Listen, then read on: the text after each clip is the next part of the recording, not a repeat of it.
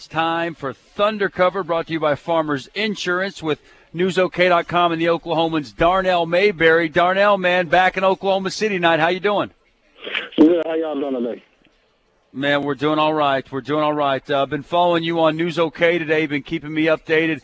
Couple of things going on. First, one of the things, Russell Westbrook at practice today says he's going to attend the game tonight. Does that do anything for the team, just for him to be around those guys, to be back in kind of the mix with everything? I think so, but, I think Nick Collison said it best. They've got to move on from trying to play such an emotional game. They've got to come out and really just play their game and not rely so much on emotion. So I think Russell Westbrook's presence will give them a lift, but I think they've got to also move on and realize that they got to continue to play well, regardless of the situation and the emotions in play. What are you expecting out of this crowd? Beverly's coming back. It's going to be his first time in the Chesapeake Arena since the deal with Westbrook. We all kind of agree that it wasn't a dirty play, just something that he was a little bit reckless in. But I don't think that the fans are going to see it that way. You expecting them to boo him the entire game? Yeah, I think so. I think it'll be on par with what we saw with Metta World Peace back when he elbowed James Harden. But the fans here, and to their credit, they're mostly a civil bunch. They never really get out of hand, and I think that's a good thing. It's always unfortunate when fan bases go across the line and do things that they really shouldn't be doing. So I don't expect anything out of the ordinary other than just a loud chorus of boos. Also reported earlier, Darnell, that James Harden, a game-time decision, flu-like symptoms. I'm just kind of wondering, I kind of get the feeling like he's in a win-win situation. Just call it flu-like symptoms, call it what you want. If he plays well, James Harden came into on the road against his old team while he was sick. What a great story. And if he continues to play poorly, as he's done the majority of this series, well, he's sick, so he's got a built-in excuse. I think it's kind of a win-win for James. I never even thought of it like that. Is that how you're looking at it? That's how I'm looking at it, man. I don't know. It just seems kind of fishy to me. Yeah, James is a guy who he hasn't really backed down from any other moments. He didn't play well in Game 4 with the 15 points and 10 turnovers, but I expect him to be ready. Coach Kevin McHale said at this morning's shoot-around that he expects him to play and be excited about playing. So, that is sort of a convenient excuse if he doesn't perform. But, I think he'll come out and try to have a good game. Sounds to me like it may be just an extended hangover after going out and partying after the Game 4 victory. Hey, Darnell, how do you expect Serge Ibaka to bounce back? Missed that tough shot there at the end that he should have made, collapsed to the ground. The guys had to obviously super upset about that play. How do you expect him to bounce back? Yeah, I'd be surprised if Serge doesn't come out and get off to a really good start. He understands that was the potential game-tying tip-in, and he left it short.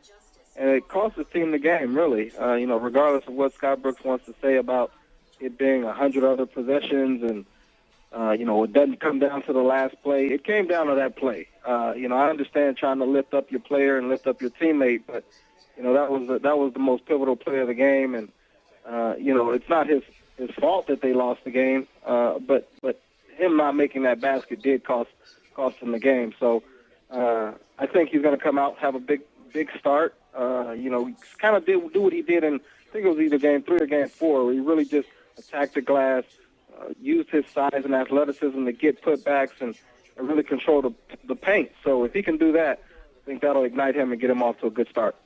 Darnell, games 1 through 3, he played really well. Didn't, aside from the missed volleyball tip-in, as you eloquently put it in the paper, he didn't play that well. And, one thing that is kind of perplexing to me, especially in this last game that I noticed a lot, James Harden's covering Serge quite a bit.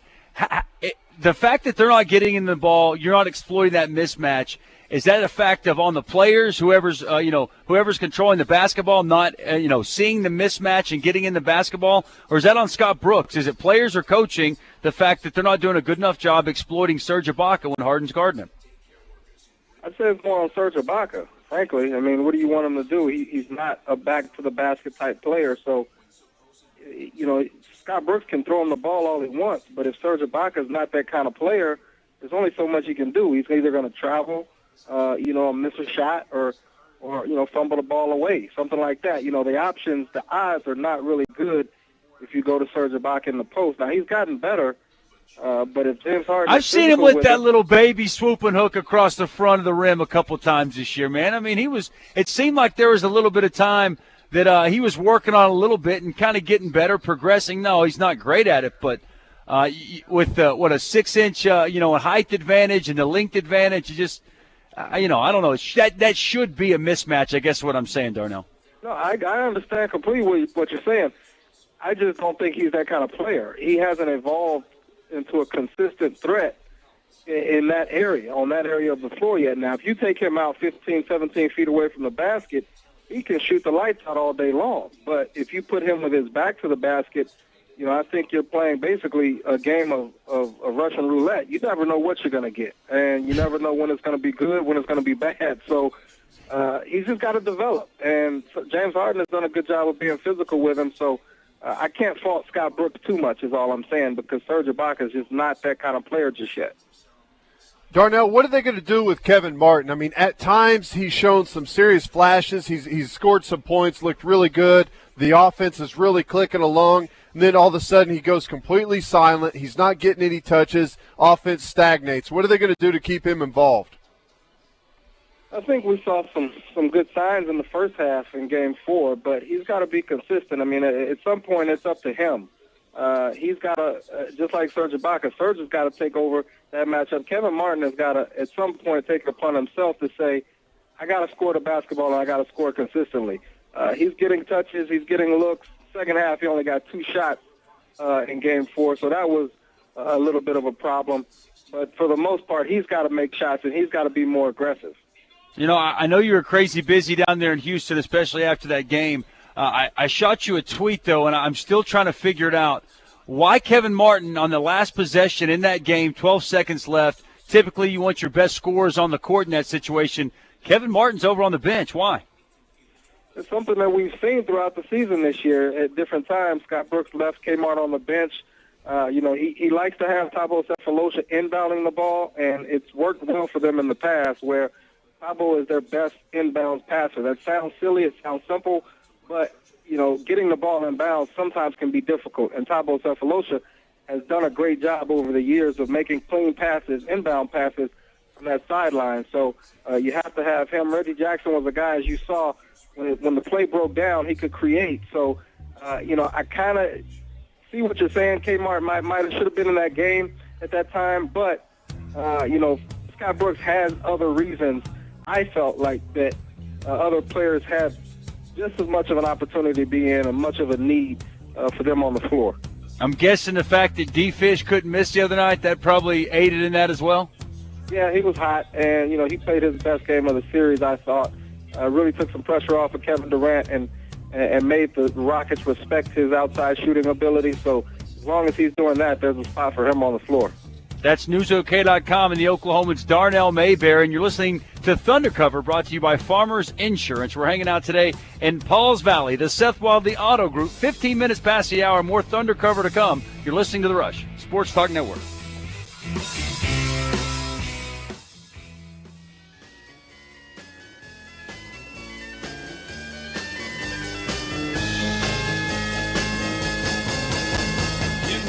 It would be untrue.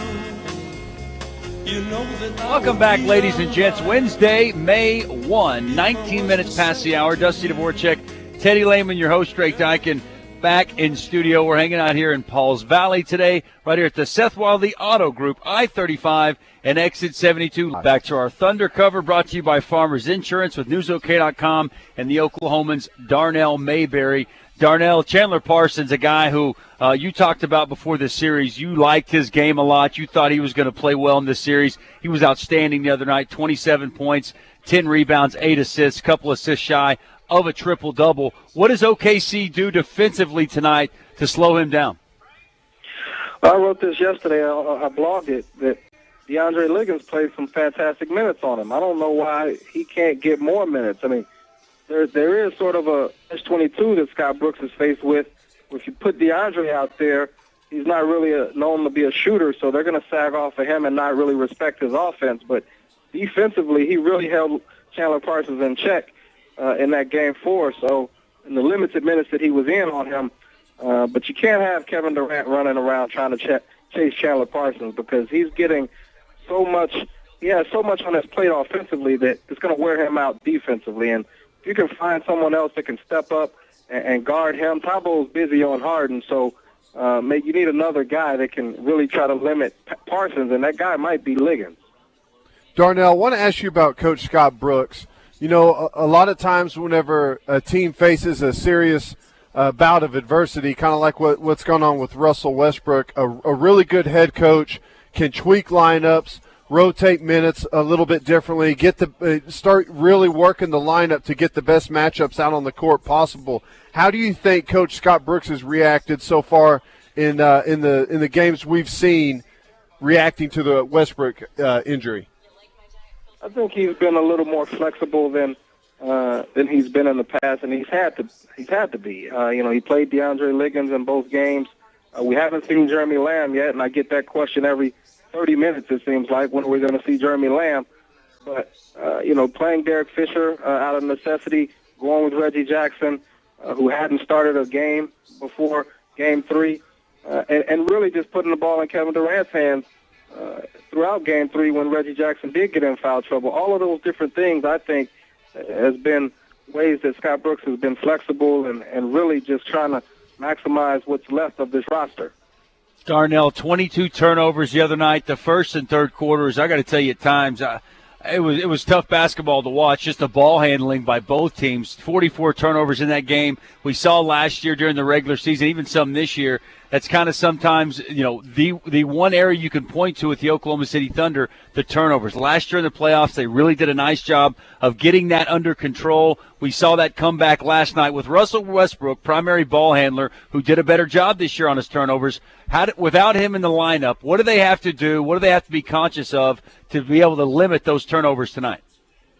Well, they're slowing the pace, and they're not really getting out in transition as much as they were in the first two games. I mean, they got 45 fast break points in games 1 and 2, 21 in games 3 and 4. So they're purposefully trying to slow the game down and really just make it a half-court game. That with the intent that will limit some of those turnovers and help them take better care of the basketball. But some of those 22 turnovers, they had offensive fouls, illegal screens, and just bad passes where they threw the ball away. It wasn't really – they only had 4 fast break opportunities Monday night. So I think they probably need to get out and push it a little bit more just because, they're not generating easy baskets, and it's putting a lot more pressure on Kevin Durant and some of the other guys, Serge Ibaka, Reggie Jackson, to score in the half court. So if they can push the pace and still take care of the basketball, I think that'll be the best-case scenario.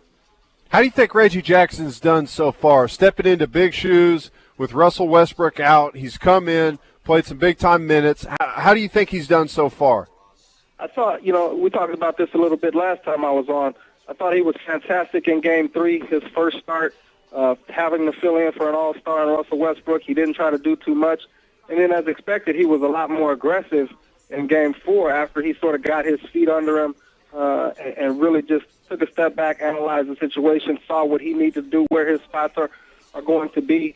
He took 18 shots in Game 4. A lot of people felt like that was, he had 2 more than Kevin Durant. A lot of people felt that was too many, but he was aggressive, and they left him open, and he had to shoot some of those shots because you got to make the defense respect you as an outside shooter, and even if he's not making them, you at least have to continue to shoot them and show the defense that you can make them pay. So I thought Reggie Jackson in his first 2 games, first 2 starts in the playoffs, no less, has been fantastic.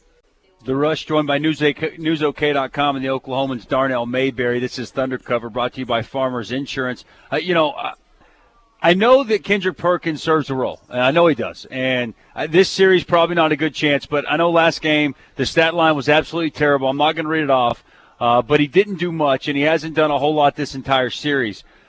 Do you expect Scott Brooks? Do you expect Kendrick Perkins to play much? Do you expect Scott Brooks to tweak the lineup and us to see a very limited role tonight for Kendrick? Well, I think he's going to stick with him, and he has reason to. When you look at his plus minus and some of the numbers, his on-court, off-court numbers, the starting lineup and particularly Kendrick Perkins' numbers have been pretty good. He's been one of the best, if not the best, in this series. So he's got reason to believe that that unit works and that Kendrick Perkins works and serves a purpose in this series. And when you look at the way Perkins played Omar Asik, he's actually performed quite well. He's limited him on the glass. He's limited his second chance points and his rolls to the basket. So Perk has done the best job on Asik. Nick Collison can't really control him. Serge Ibaka can't really control him. And we saw that in Game 4 when Perk picked up that foul trouble and played only 9 minutes.